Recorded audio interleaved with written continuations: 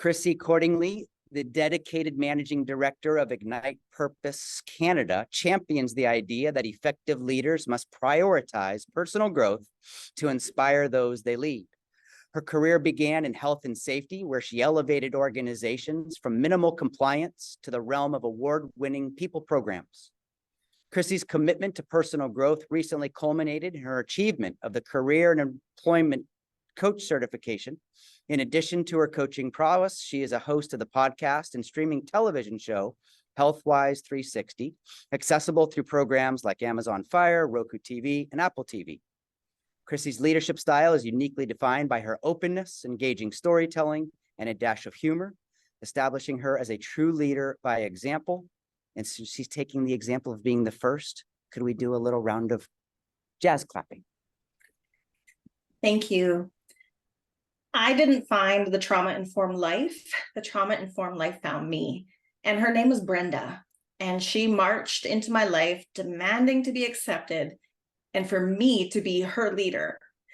Over a decade ago, I was part of a sales organization with a mission to enrich the lives of women. And often we had meet and greet events, usually every Monday, where guests could come and learn about who we were and decide if they would like to join us. One evening, this very tough, rough woman stomped into the venue. If you could see her aura, you would believe it was just covered in daggers and jagged edges, just ready to cut you. And she said, "I'm Brenda. This better not be a scam." And she sat down with her arms crossed like this in front of her. And I delivered my presentation, scared to death of her. Brenda complained loudly and questioned me on everything I said that evening. When it was finally time to wrap up after what I felt like was the longest meeting of my entire life, Brenda came up to me and said, "I'll see you next week." And I said, "Oh, you're coming back?" And she said, "Yes, and I'll bring my membership fee next week." Brenda wanted to be a permanent fixture of my group, and I dreaded it. I dreaded the next Monday, just hoping she wouldn't show up. How was I going to handle this obnoxious and rude woman? If I can't manage the situation and take charge, what does that say about me as a leader? But I was smart enough to realize that when there's fear or confusion, sometimes the best thing you can do is call a trusted friend. And I shared with my mentor all the reasons why I need to tell this Brenda person why she cannot join our group because of all the reasons it was going to be really hard for me. And my mentor gently stopped me and said, "Maybe the lesson in all of this is this, Chrissy. It isn't about you. What does Brenda need?" And those words really had me thinking and pondering. Who am I to deny someone an opportunity? If she shows up, I made a decision to welcome her, no matter how afraid of her I was. And sure enough, next Monday, Brenda rolled on in as tough as ever. And she walked up to me, reached into her bra, and grabbed the $50 she needed for the membership fee. And I just kept listening in my head to my mentor. And I just kept thinking, maybe the judge in me thinks we do not need her, but what if she needs us?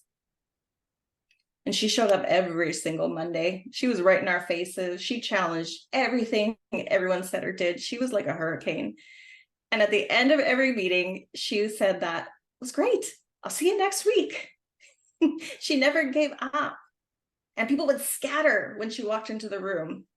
But I always did my best to meet her with a smile and make her feel welcome. And those strange things started to happen. One night at the end of a meeting, she came up to me as always, but she wrapped her arms around me and hugged me. The next week, she started smiling at other women. And then she started to listen to other people without playing devil's advocate to all their opinions. Her language choices started to soften. Eventually, she started bringing cookies for us that she baked herself. She even hosted a party in her own home, and we all went. We wanted to go. She asked one day if we could talk, and she wanted to know how she could contribute to our group goals. And I was really excited, and I happily shared sort of my visions and dreams for us as a group. And then I asked her, what are your goals, Brenda? What do you want? And she said, well, this is why I asked, because I've never had one. I've never worked towards anything. I've never been in a place where I've been allowed to dream. And I invited her to share her story, and she did. And it was filled with illness, poverty, and horrible abuse. After that call, she said, I don't really care about money or business success. All I want, and I already feel like I already have it, is just a community that I belong to. I had been a mentor to her for 1 year when I got the call that she died in her sleep peacefully from a heart attack. She only had one friend outside of our group, and that was her life partner. And so our team organized a service at one of our homes for him. And he shared at that service that just a few days prior, Brenda told him this last year was the best year of her life.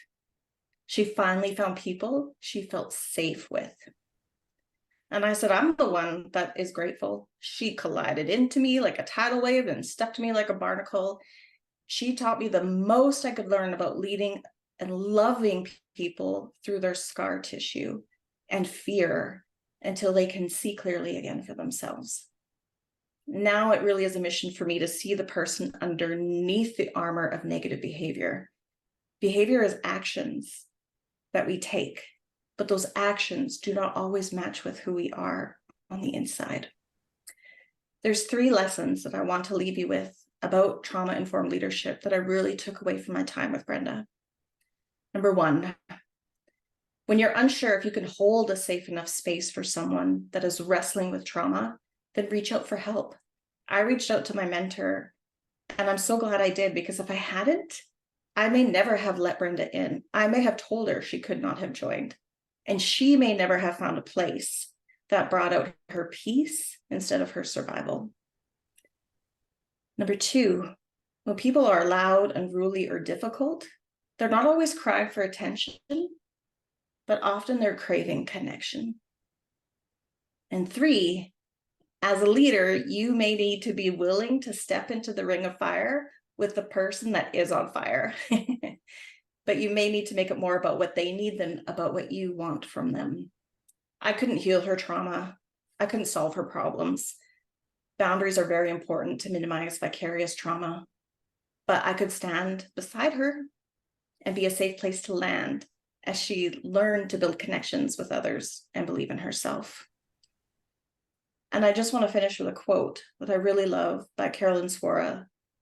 The more power and privilege you have, positional or not, the more accountability you have to close this gap and welcome people into discussion and understanding or sharing so that both experiences can be valued.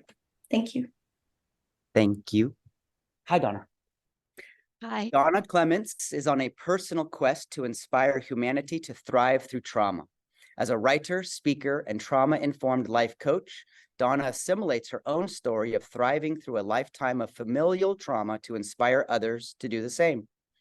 Based within the Blue Ridge Mountains of North Carolina, Donna's coaching model, Self-Trek, a journey of inspiration, discovery, and progress, invites clients to be seen, heard, and understood.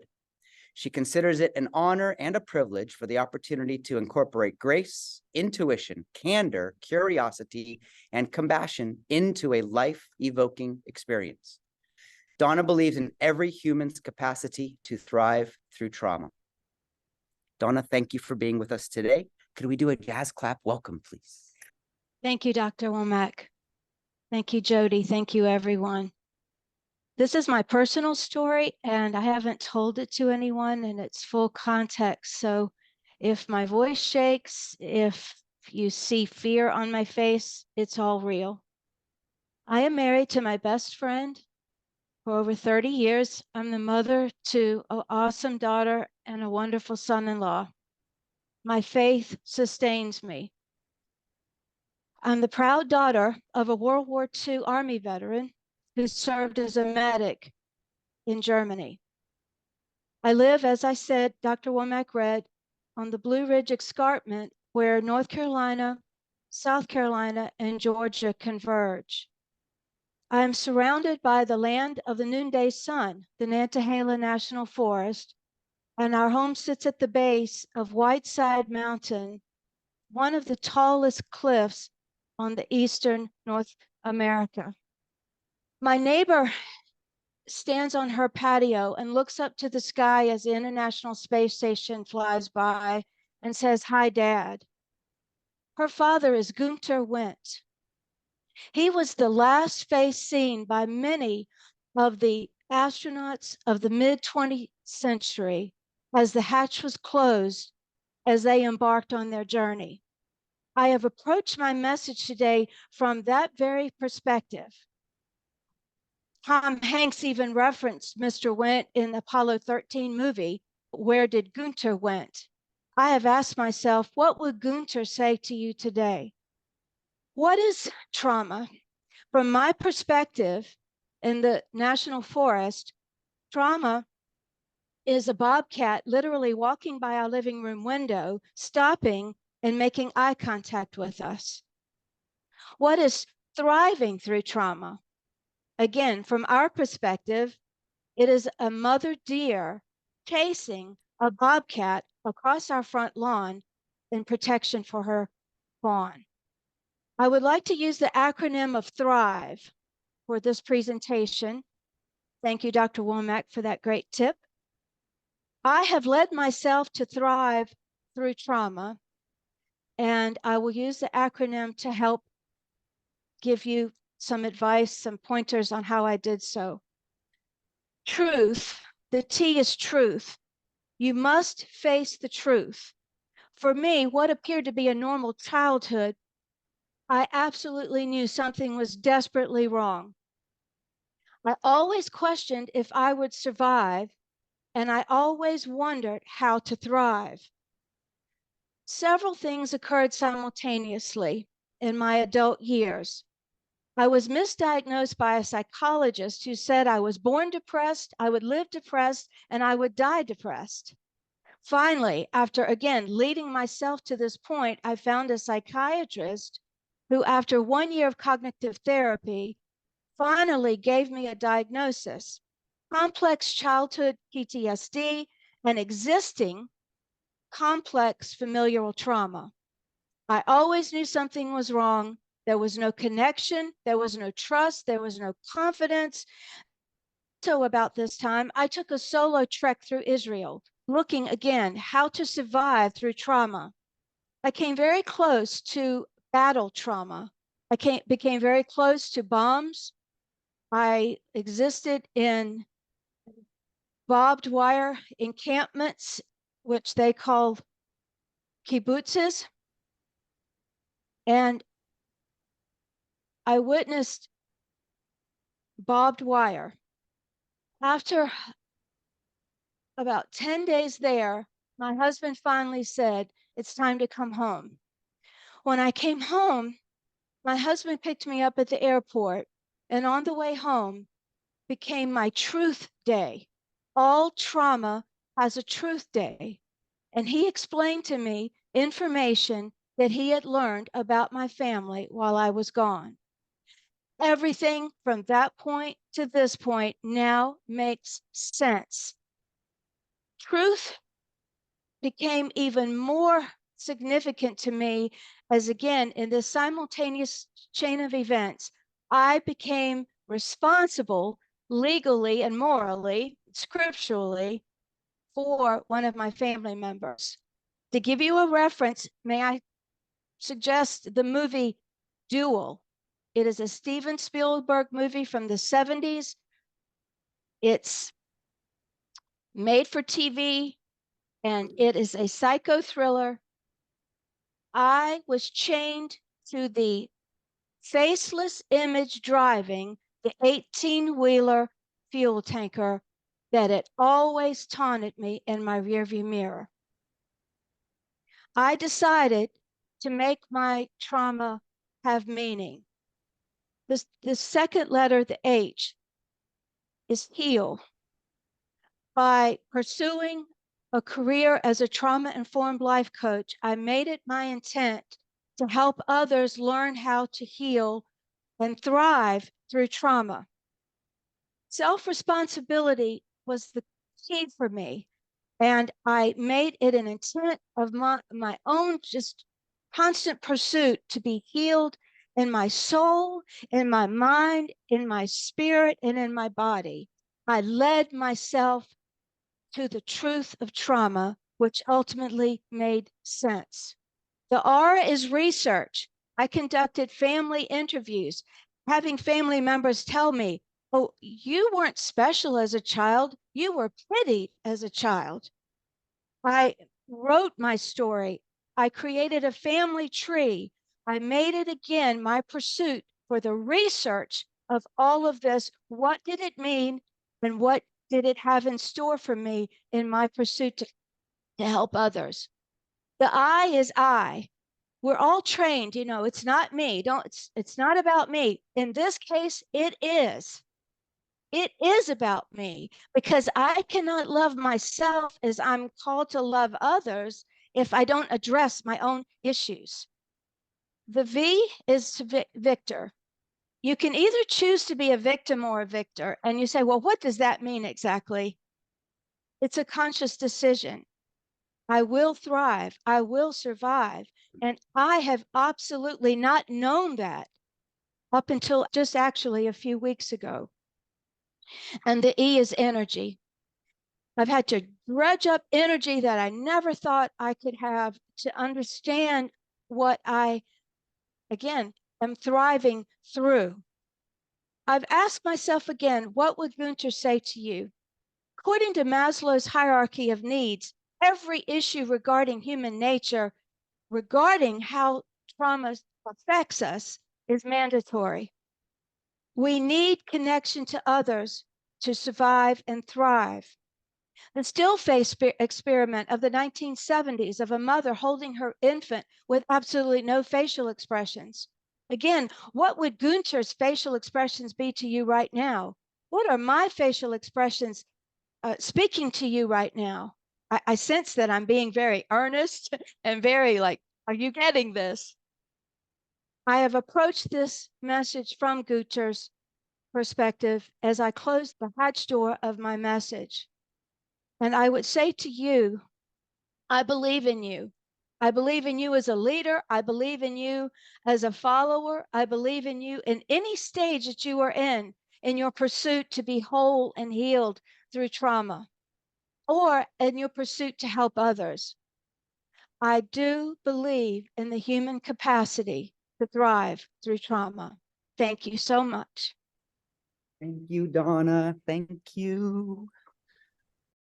Here is my friend, Katharine. Lawyer and author Katharine Manning provides training and consultation to help organizations better support their employees, clients, and the communities they serve through challenging times. She wrote The Empathic Workplace, 5 Steps to a Compassionate, Calm, and Confident Response to Trauma on the Job, and has worked on issues of trauma and victimization for more than 25 years. For 15 years, she served as a senior attorney advisor with the Executive Office for United States Attorneys, where she guided the Justice Department's response to victims on a wide range of cases, including the Boston Marathon bombing, the Madoff investment fraud, and the South Carolina AME church shooting. Her work has been recognized in publications like the Harvard Business Review, Fast Company, Newsweek, Thrive Global, and CEO World. Clients include Walmart, UNICEF, the University of Arizona, the Department of Homeland Security, and the Air Force, who have built stronger and more resilient teams with her help. Welcome, welcome. Thank you so much, JW. Thank you all for being here. So I know that you know that we have trauma all around us, especially these days with COVID and environmental disasters, mass violence, political upheaval, and more. If you work with people, you're already working with people in trauma. I also know that as much as we want to be trauma-informed and compassionate and skillful in responding to trauma in the workplace, it's not easy. I've been doing this more than 25 years. It's still not easy for me to respond well when somebody approaches me in a work environment to share something really heavy that they're dealing with. So what I'm going to do with my time here with you today is teach you how to do it well. I'm going to teach you the 5 steps to a compassionate response to trauma on the job. It's called the LASER technique. I wrote a whole book about it. I'm going to teach it to you in about 5 minutes. So we're going to go through this fast. Are you ready? Somebody knocks on your door and says, do you have a minute? I need to talk to you about something personal. Before you do anything else, get yourself in the right frame of mind for this conversation that might be kind of heavy. So shut down the email you were writing, silence your alerts, maybe turn your monitor so that you can really focus on the person. Step 1 of the laser technique is listen, and this is the most important step. If you can do nothing else for somebody who is experiencing trauma or distress, but listen, you will have done quite a lot. Listening is more than just sitting there quietly. We're talking about active listening, and that means creating the circumstances where the person feels comfortable opening up. How do we do that? Ask questions, nod, encourage them to go on. You're trying to communicate that it is okay for them to share this with you. Keep an eye on your body language, because it's very common for us to unconsciously adopt a defensive stance, arms crossed, face, sort of frowning. Try to adopt an open and neutral posture as they are talking. Step 2, acknowledge. It's very common. We do a great job of active listening the whole time they're talking. And then as soon as they're done, we want to jump right to next steps. Here's who you need to talk to. I know just what you need to do. That might be great information, but before you get there, they need to know that you heard them. People don't care how much you know until they know how much you care. So you have to acknowledge, you have to show them that you heard what they've said. Acknowledgement is a really quick statement, but it is the fulcrum of the whole conversation. It can be something simple like, thank you for sharing that. I had no idea. I'm really sorry about everything you're going through. That sounds hard.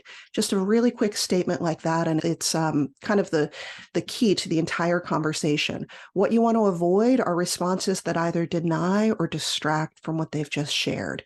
Denial is something like, I'm sure it's all going to work out just fine. Or you probably didn't mean it like that. Distraction is something like, oh, I had a friend who went through something similar and she's just fine today. Let me tell you all about her. And now we're talking about the friend. Have you ever heard the expression holding space? What you want is just hold this space for the person. I'm really sorry. That sounds hard. That's all you need. So we've done listen, acknowledge. Step 3 is share. This is where we share information with the person. In a work environment where people are coming to you for help, one of the key ways we can help them is by giving them some information. I saw in my work with crime victims, everybody wanted more information. They wanted to know what happened next, who knew what when, what was going to happen. And I realized that in those times in our lives where we feel like everything is turned upside down, we feel very out of control. And as they say, knowledge is power. So when we share information, we give them a little bit of more control over their situation. So share with them information. If this is an incident of workplace violence, everybody's going to want to know what happened, who was involved, and what steps were being taken. So share factual information if you have it.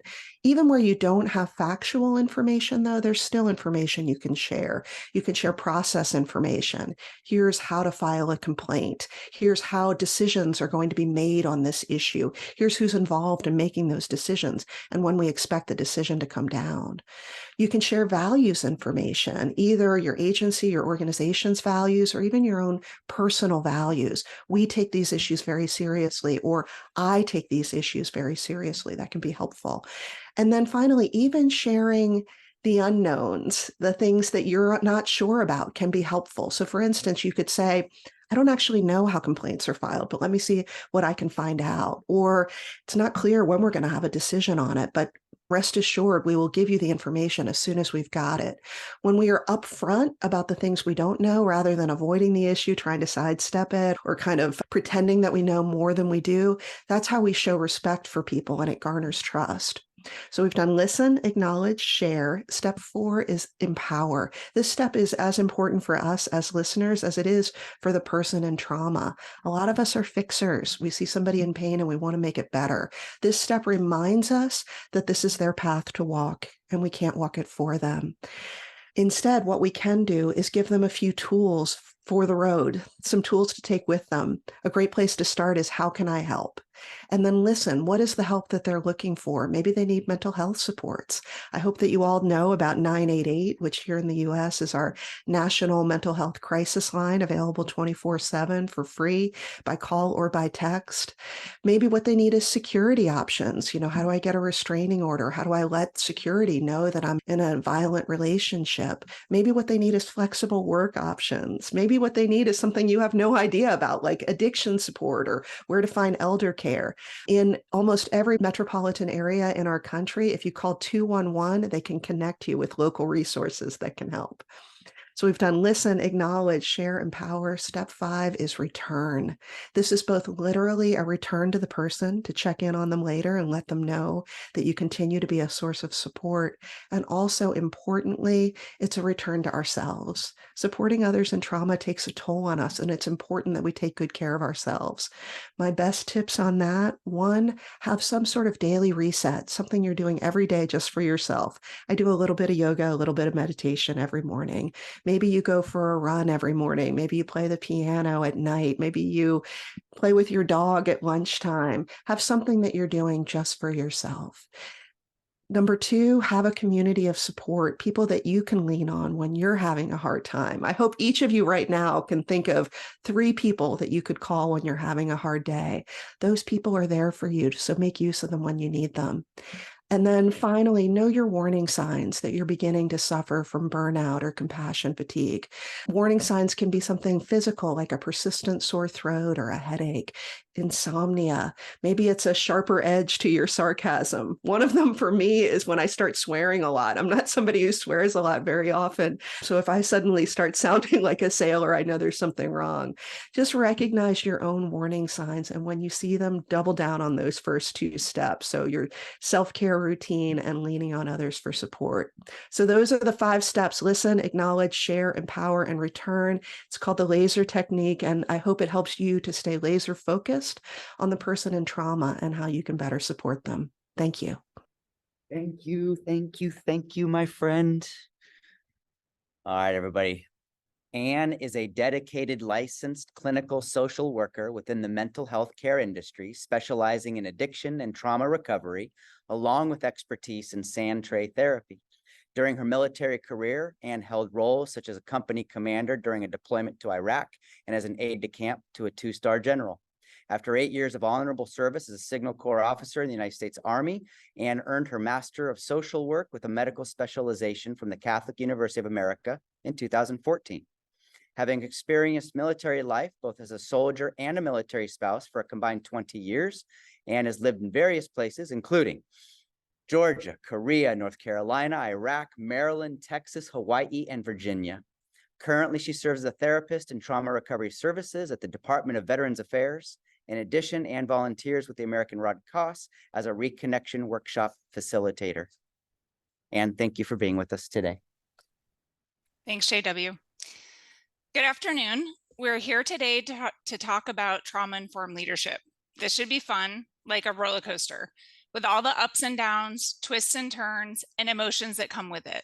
But no, being serious, the subject is not fun, but it is important. I'd love to give you a virtual high five for being present today, because it takes courage to show up as a leader to learn more about this topic. So let's get started. First, I'd like to share with you the multifaceted perspective I'm bringing you. I'm an Army veteran. Please don't hold that against me. I was single during most of my service, but I've also served as dual military. I've been the one deployed and the one back at home waiting. After separating from service, I was a military spouse for 11 years and a full-time working mom. I don't want accolades for these aspects I'm sharing about myself, just that I'd like you to know where I'm coming from. There are so many things I wish I had done differently as leader in the military, but I know I did the best I could with the knowledge I had.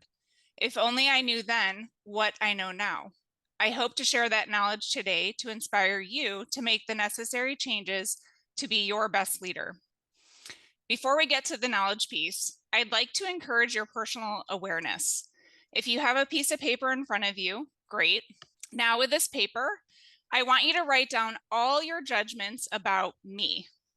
Don't worry, I don't want to hear them, and there's no way I can look at them. So please be brutally honest with yourself. Just don't put my name next to it.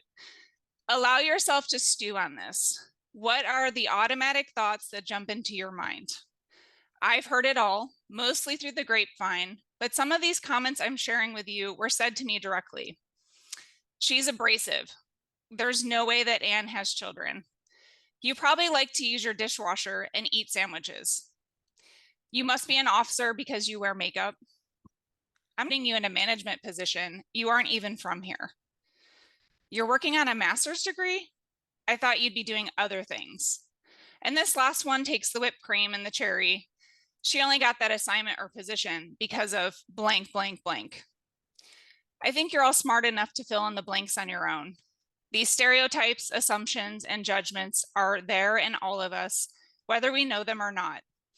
A study done in 2015 by Amy Cuddy out of the Harvard Business School revealed some shocking statistics. 55% of first impressions are based on how you look and act. 38% are based on your tone of voice, and only 7% are on what you actually say.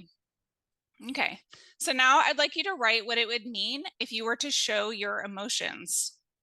What would it mean if you were to cry in front of your coworkers or even your family? Some phrases I'll share with you are things I've heard from clients about this topic. These were phrases that were said to them while serving on active duty, or their beliefs about what it means to show emotion. Get a straw. Get over it, it's over. Showing emotions means I'm weak. That would mean I'm a girl or a sissy, or you're the problem after an emotion had been shared. So what does this have to do with trauma-informed leadership? I promise you that it does. Our thoughts impact how we feel and how we behave towards others. These thoughts were learned somehow. Be aware that when you, as a leader, share your thoughts, you teach those beliefs to those you lead. Are you verbalizing that showing emotions is a weakness? Or do you communicate that it takes strength and it's okay to show your emotions? I'd like to share an analogy with you to hopefully hit home how important it is for both you and those you lead to give the space to share emotions. Our society has a built-in acceptable time and place to grieve when we encounter death. Funerals. Funerals are that place. If you do not attend the funeral or you allow yourself to feel and express your emotions while you're there, where do your emotions go? Nowhere. They stay inside you. Most of us begin collecting our losses like spices in the cupboard that aren't used. They could be from losing a dog, getting fired, divorce, suicide, a Class A accident, or even miscarriage or infertility. We grieve over any loss, but it's up to us to create a place to grieve and to allow ourselves to feel our emotions. Emotions are for everyone, not just women, children, or your lowest ranking airmen. We don't lose our ability to feel emotions after we reach a certain birthday or get promoted to a certain rank. If anything, we either get good at hiding and avoiding, or we're okay with being vulnerable and allowing ourselves to go there. Trauma-informed leadership is not a concept you can completely define with words because it encompasses a feeling. So all the terminology used to define this concept, trauma-informed leadership, it must capture the feeling of safety. Are my words safe with you? And am I physically safe with you? In trauma, we lose the feeling of safety. If you as a leader create an environment where pain cannot be shared, you will lose the trust of those you are leading. As a captain serving as an aide-de-camp to a 2-star general, I didn't show emotions. At least going into that role, that was unthinkable. I wore a combat patch on my right arm and jump wings on my chest. There were no place for emotions. I was unaware that a general officer attends the funerals of every service member killed in combat until I received that call to attend one of those funerals. I'm sharing this with you because as a leader, you may think you're good at masking your emotions, but there's this tiny word called a trigger, which can make it impossible to avoid showing our emotions. We need to be real with the people we lead to let them know that emotions are real and that they're okay. So the triggers, that's what happened to me one day, attending one of those funerals. The sound of bagpipes, seeing the family members crying, getting hugged by their mother, and being asked to read their award. Yep, you guessed it, tears. followed by an emotionless question. You good? By, you guessed it, my boss. There went that wall. These become our trauma walls that get built by having unsupportive responses from others. So as a social worker, I've been taught that it's a gift when someone brings you their pain, that they feel safe and have trust in you to share those difficult emotions. It's important in what you choose to do with the pain that's been brought to you. What's important is the response to trauma. Your response is an integral piece. So looking back at the judgments you first wrote down, think about how those make you feel. Do you feel good about the things you wrote? Are there feelings coming up? What do those thoughts and feelings say about you? This is what we need to be able to do as a trauma-informed leader, is to realize that we know nothing about the people standing in front of us. When we assume we do, the judgments become like walls. They block us from connecting to the person on the other side. It is our duty to allow those people to share their stories and show us who they are, not for us to define that for them. It's just like the quote says from Maya Angelou, do the best you can until you know better. Then when you know better, do better. So now that you know better, how do you plan to do better? I challenge you to define what a trauma-informed leader means to you and to create that space for those you lead. Thank you. Thank you, Anne. Thank you, thank you, thank you. Here we go. Jennie Marsh is a seasoned social worker and educator with a rich 24-year career. She is the owner and principal consultant at Jennie Marsh Consulting, LLC, where her extensive experience shines through various consulting roles. Her work spans training and teaching on topics like in trauma-informed adult learning techniques, organizational culture, virtual training, program design, grant writing, and ethics. Jennie has served as the Director of Programs for the Kansas Governor's Grants Office, an Associate Clinical Professor, and the Director of Field Education at the University of Kansas School of Social Welfare, and as the Director of the Office of Victim Services with the Kansas Department of Corrections. She holds a master's degree in social work administration from the University of Kansas, and she earned her bachelor's degree in social work from Kansas State University. Jennie, thank you for being here.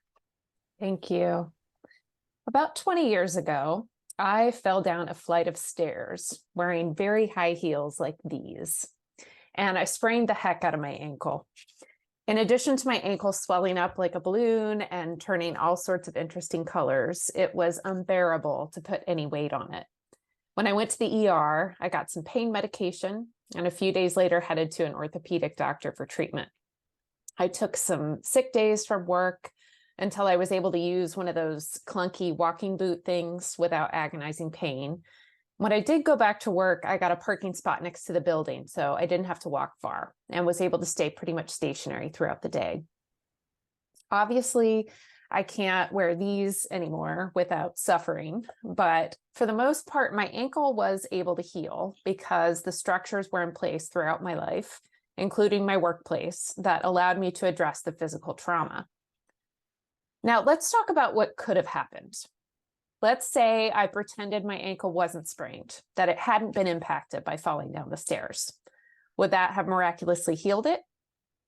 Obviously not. Let's say I went to work with that black and blue ankle and my supervisor and my team members ignored it, or my organization's policies didn't support me taking time off to recover, or maybe the policy was there, but the implicit indication was that I would inconvenience everyone else if I took advantage of it. How might I have felt about my work environment then? And more importantly, what would have happened to my ankle? At the risk of overusing this metaphor, what if I had sprained my ankle on the stairs in my office? What if everyone I worked with had also sprained their ankles on those stairs and we were all hobbling around, pretending to be fine? And our leadership was happy to pretend right along with us. But I'm not here to talk about physical trauma. We are here to talk about trauma-informed leadership, which is far more concerned with emotional trauma. Emotional trauma, by the way, is 100 times more common than a sprained ankle and has a more devastating impact than a physical injury like the one I described. It changes us, as you've heard from a lot of the speakers today. It changes who we are. The majority of US adults have experienced at least one significant emotional trauma, and those numbers are higher for folks who have marginalized identities. Many of us are impacted by emotional trauma related to the work we do. When I worked with university students who were actively fighting fatal disease or homelessness when they tried their hardest to graduate, I ached for them. When I worked with survivors of violence, I would go to the homes of domestic violence victims, help them throw clothes for themselves and their kids into a bag with shaking hands. I once hid under a kitchen table with a survivor when her abuser unexpectedly showed up with a shotgun. I regularly spent hours in the ER with sexual assault victims, holding their hand while they endured an invasive exam. When I worked at the Department of Corrections, I spent hours with people who were trying to survive the murder of their loved one. And then I would spend more time with the inmate who was convicted of that murder to prepare them to talk to each other. In these roles, I didn't ever talk to anyone about what I felt, about the things I saw or the things I experienced, because they might think I couldn't do the work, or they might make me take time off, or there was so much work to do. I didn't have time to stop and slow down, and I definitely didn't have time to deal with what I was feeling. If our work is traumatizing, often we build a wall internally, something to keep those emotional reactions at bay so we can keep doing the work. But if we don't make a door to invite all those experiences and the feelings they activate out for processing at the right time and place, then they stay back there behind the wall. But all your emotions go back there. Fear, anger, sadness, but also hope, love, and joy all can get stuck there, making you numb. Or the wall eventually starts to crack or maybe even explode. The culture in a work community can either reinforce the wall, not to mention contribute to the challenging emotions and experiences that pile up behind it, like Anne talked about, until we burn out completely, or it can encourage and support those who are trying to build that door. We do this by building psychological safety, giving choices, building trust, among many other things. Even as a master's level social worker, building a trauma-informed organizational culture didn't come easily to me at first. Maybe I could create a safe space with clients or in one-on-one conversations with people I supervise, like Katharine talked about, but tackling culture is a different animal. The good news is there's lots of tools available to help leaders incorporate trauma-informed principles into their culture. But first, we have to acknowledge that emotional trauma has indeed had an impact on those in our organizations, both from their personal lives and through their work. And leaders must recognize they can make a difference. You can make a difference in how that trauma impacts your team members.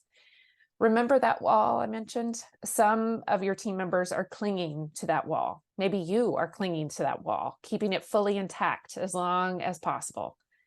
But imagine if you said to someone you supervised, this work is really hard. Let's make a plan to help you take care of yourself. Let's build that wall, or build the door, in the wall together. I envision workplaces where leaders are trained in trauma-informed adult classrooms to recognize the impacts of trauma and how to support members who are dealing with those impacts. But I wouldn't stop there. We have pockets of supervisors and leaders who work hard to minimize the impacts of trauma, but the heavy lifting and structural work should be happening at the highest levels of organizations.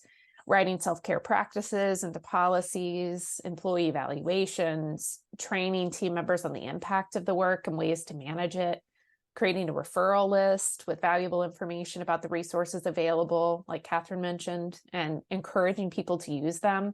Those are just some of the structural examples of how we can support our team members, just like my organization supported me when I sprained my ankle all those years ago.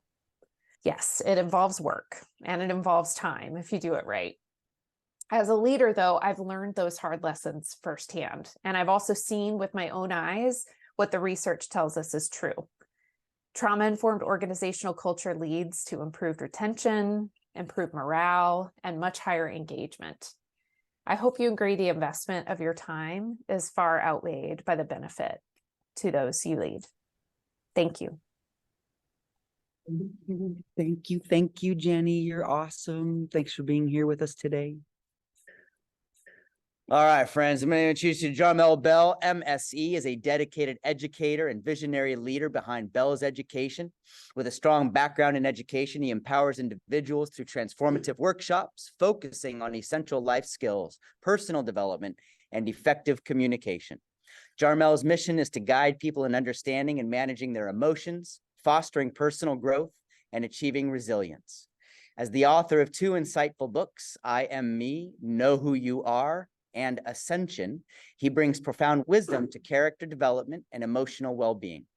Jarmel's philosophy revolves around shared social and emotional learning, inspiring positive change, and equipping individuals to navigate life's challenges with enduring impact. Jarmel, thank you for being with us today. Thank you, J-Dub.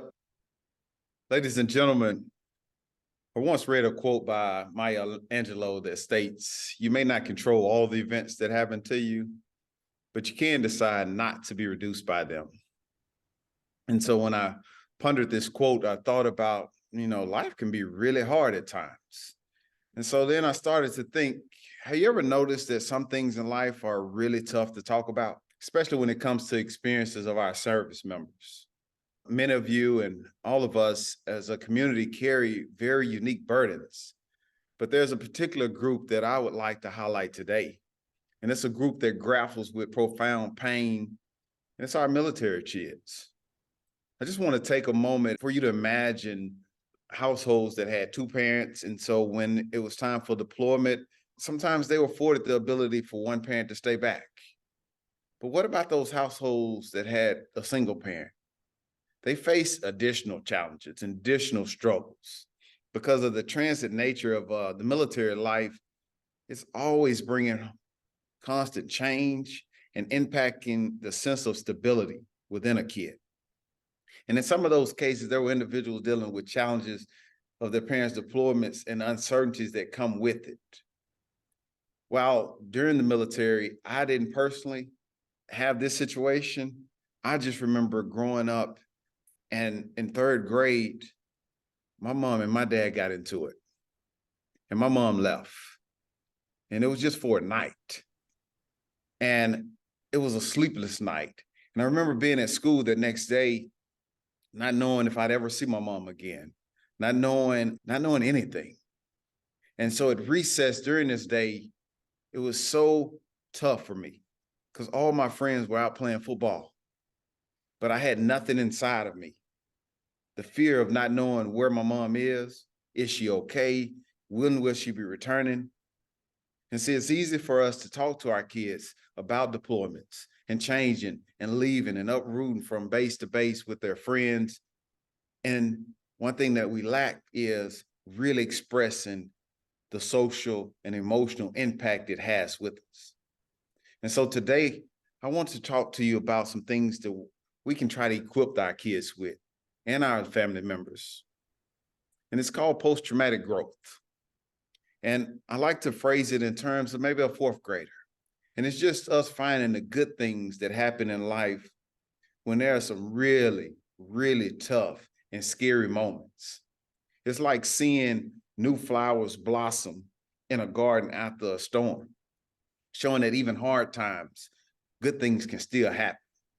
And so today, I want to dive deep into the incredible power of PTG, the power that can change not only our lives, but the lives of countless military members and their families, with the frequent relocations and the deployments and uncertainties and the demands.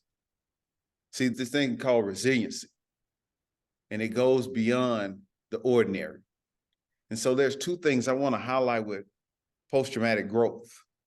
One, trying to help our kids and our families discover inner strength through the challenges of military life. It's the power of knowing that you can overcome, finding a strength that can be a guiding light through the dark days, allowing our youth to process all these emotions and find a support system and learn how to find meaning in relocation, finding meaning in separation, finding meaning in feeling alone, finding a positive change, enabling our children to grow and make a lasting impact, and learning how to face this adversity. The second part, I just really want to highlight one thing that helped me get through the night that my mom left was that next day at school, I had a teacher that loved on me. Building stronger relationships. See, in this complex landscape of military life, building stronger relationships becomes essential to growth. The challenges demanding connections, right? Human connection is so important. Our kids and our parents and our friends, like building a community, because we know deployment is coming. We know relocating is coming. What are the support systems? What are the preventative things are we building and equipping our kids with that allows them to be prepared for this change? See, I want us to imagine a world where the struggles of military life are not hidden, but are celebrated for the incredible growth that they can bring. See, I want to aspire a world where compassion and understanding the light and the path forward for our kids to be able to excel. That's the growth. See, military is really applauded by our civilian counterparts. Why? Because we learn and we have a discipline about us. We have a sense of excellence about us. And those are the things that have to be celebrated. We understand that our kids may feel alone and lost at times, but if we can continue to reinforce and equip them with the things that they need to be able to grow, then those moments that may be traumatic for them, they can be moments of growth for them. See, they may not be able to control the challenges of military life, but they can rise through the adversity. Thank you. Thank you, my friend. We love you. All right, here we go.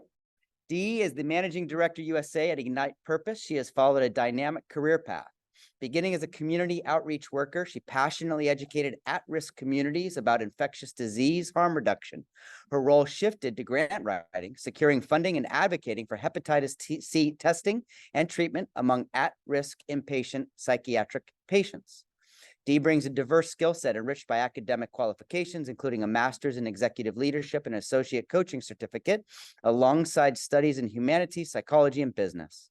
Today, she champions trauma-informed leadership, neuro-inclusive practices, and psychologically safe workplaces. Dee's impact is felt through her executive coaching, consulting, and comprehensive training, all dedicated to elevating workplaces and empowering individuals.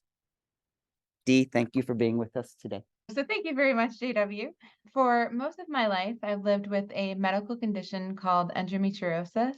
About 3 years ago, before the pandemic struck, I lived in constant pain. It severely impacted my quality of life. I faced the complex and very emotional decision of having a hysterectomy, which meant in my 30s, I was going to have early menopause. So I healed from my physical pain during the 6 weeks, and I traded that physical pain in for hot flashes, mood swings, and weight gain, which is just absolutely fantastic when you're in your 30s. At this time, I was also going to graduate school. I was full-time. I was also working full-time, raising a family, and we were also primary caregivers to my in-laws. So we had a lot going on. As I stepped into 2020, I was so burnt out. For those of you who may not be familiar with the signs of burnout, here's what I personally experienced: overwhelming exhaustion, emotional disconnection, anxiety, depression, headaches, stomach aches, insomnia. I wasn't really productive at that time, and I had a lot of memory lapse. So the pandemic, of course, amplified my symptoms, and I had that extra layer of grief. I had lost a dear friend unexpectedly early on. My mother-in-law died suddenly, and I was very close with her. And then my father received a terminal diagnosis. So by the summer of 2022, I found myself at the lowest point that I've ever been at. I felt alone. I felt abandoned. I felt anxious, depressed, and I really had a lot of feelings of unworthiness. So honestly, trauma-informed leadership is important to me because I want to be the person I wish I had. The human experience is incredibly complex. There's no manual for being human. There's no navigating system to help us live through our challenges. Challenges are a part of life. They're inevitable. They are going to happen. Some of them are minor inconveniences, and some are simply devastating. Regardless of the size, these challenges leave their mark on us, and they can help shape who we are, and they can also change our trajectory. What makes a difference during these challenges is having a human to support you and give you real human support and guidance. Without it, these challenges can leave us feeling isolated, fearful, hurt, and terribly alone. Considering that we spend about a third of our lives at work, it becomes crucial to have leaders who understand trauma and can provide a safe and non-judgmental space filled with empathy and support. Looking back now, I needed that safe space. I needed a space to share my thoughts, my feelings, and my emotions, a place without fear of judgment, ridicule, emotional manipulation, or shame. I needed someone who could empathize with my very real human emotions on a human level, and then offer real human emotions in return. I needed someone to remind me of my own strength. My journey has taught me that trauma-informed leadership isn't just a nice to have. It's an absolute necessity. Without it, there's a significant risk of declining mental health. The difference you can make by simply being present and empathetic is immeasurable. Trauma-informed leadership is about creating an environment where employees can feel comfortable discussing their struggles, knowing they will be heard, understood, and supported. As leaders, we must provide our team members with that safe haven. We should be present, actively listening, and empathizing with their feelings, not only their hardships. It's about fostering trust, honesty, empathy in the workplace. When someone shares their struggles with us, it is a precious gift, and we should handle it with care and compassion. Sometimes just a meaningful nod of understanding and a comforting silence goes a long way. Embracing trauma-informed leadership can transform workplaces into nurturing and resilient environments. It's about recognizing that we all face hardships and we all face challenges in life, and that empathy and understanding can make the difference. Not only should we normalize conversations about trauma, but we should also normalize seeking professional help. It can be hard to suggest to someone to seek mental health, and it can also be hard to hear that suggestion from someone else. But by normalizing these conversations, the shame and fear dissipate. So as I conclude, I leave you with a small call to action. Later today, or in your 2-minute reflection, take a moment to reflect on a hardship in your life where having a trauma-informed leadership would have made the difference for you. And then commit to being that leader that you wish that you had. Thank you for listening. Thank you, Dee. Thank you. Oh my gosh. All right. Hey folks, thank you so much. Everybody up on screen, thank you so much. We're gonna give you a Beal thank you. Here it goes, guys.